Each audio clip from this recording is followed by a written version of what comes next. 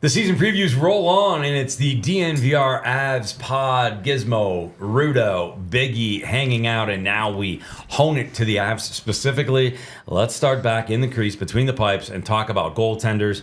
Obviously, this has been one of the bigger questions throughout the offseason. We've talked about it ad nauseum, but let's get into it a little bit deeper. We've had a chance to see them a little bit through some of the preseason, but Rudo, let's start with you. How do you see it playing out? I mean, it's pretty obvious to me that it's Justus and Gorgie. Yep, those are the two Yep. for the Avs. I'm sure Eric will talk a little bit about if they need to go get a third goaltender, or we'll see how the season plays out. They could audible. But to start off, it's going to be Georgiev as a starter and Justus as the backup. And regardless of how you feel about Alexander Georgiev, the objective for this season in goal for the Avs should be don't give Alexander Georgiev any excuses. If he plays well, great. If he doesn't, Justus Annunen needs to be there to push him, to make sure he doesn't get overplayed. So it's on Georgiev to perform. They're going to give him everything they can to make him comfortable. And look, I think you can feel good about his playoffs and a little bit of redemption for a tough season for him. But he still has to go out and prove that he can bounce back this year. Well said. The best in the league for nothing, because you're the GOAT. With that I don't said, know about that, but I don't have a love affair with Georgiev. We all know that. That's fine. I went from really, really liking the guy, really liking the player, to really being cold feet. You know what I mean? Like I'm just being honest. I didn't like his season last year. I'll stick to my line. I've been saying this all year last year. The Avalanche need good goaltending to be fine, right? And that was last year. This year, with the lineup that they have right now and the holes that they have up front and the unknowns, good goaltending will not be good enough. Yep. The Avalanche will need great goaltending. Just like most teams in the National Hockey League, you need great goaltending. How about in between good and great? I don't know what the word is. I'm French. You guys figure out a word. We came up with an SAT word earlier. Come up with a new one. He's going to have to be better than good. But I agree with you. I think Justus will have to be better than he's been right now in preseason. He needs to show that he's better in that. I know it's only preseason. I tell you guys, it's preseason for veterans. It's preseason for, superstars. But when you're trying to make an impression in the lineup or trying to make a team, you have to be a little bit better in that, and you can't just blend in. Justus will have to step it up here before opening night, where he can gain the trust more of Bednar. I do believe he was going to play last year in the playoffs until the stomach bug kind of got him.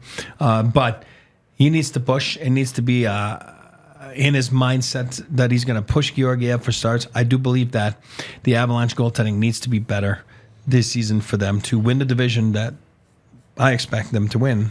I have to look at it. So therefore, they should be fine, right? I mean, your starter can't have a sub 900. He just can't. But that's my point. You got to be better. Do they need to really be vetting potentially the Swayman situation? Do they need to be looking at something around the trade deadline, especially if there's cap money because of other situations? Like, do they need to make a concerted effort to start putting names on a whiteboard and being like, yeah, we might need to do this to win the Stanley Cup? Yes.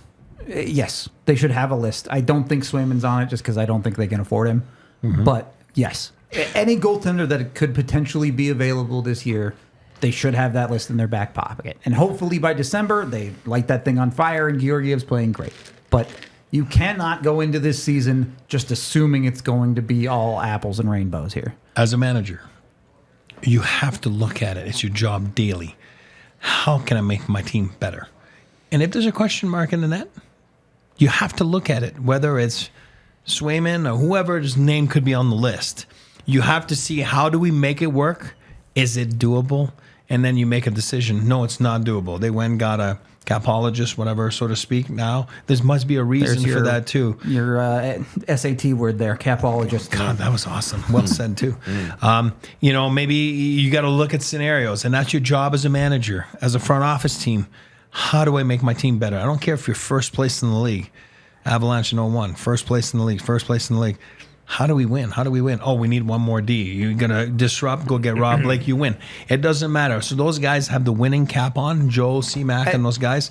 I'm sure they're going to be looking at everything they need to do. Look, the reality of this situation is, yes, you can love Justus Annunen. He can play super well. awesome. If you truly believe you're a cup contender, if Georgiev doesn't play well, your plan B can't be a guy who has 20 NHL games. And that's my point. And I go back to people give me crap about the third goalie all the time.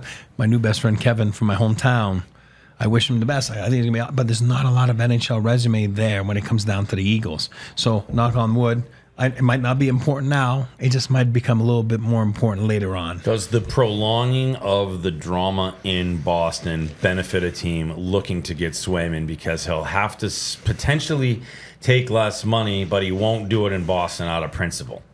Does that potentially help? If Here's what I'll say on this situation, which is not even related to but I think the ball is in Boston's hands. They're going to decide what's going to happen, and I think that it's an old school mentality there with Jeremy Jacobs, and I think it's going to end up being whatever the Boston Bruin wants. That's what they're going to be doing.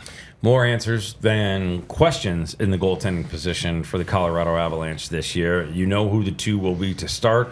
I think the big one out there is A, how does that go? And B, how quickly do you push a panic button if you think it's not going And we hope well? it goes well, right? You know me enough. Like, I'm not trying to make sure. but I'm we're not just rooting being- against them. I I just hope it goes well, right? December 10th. Shall see. You get 2 months. If it's not working, you got to do something. I agree with you. Why, is that the Patty Wild anniversary?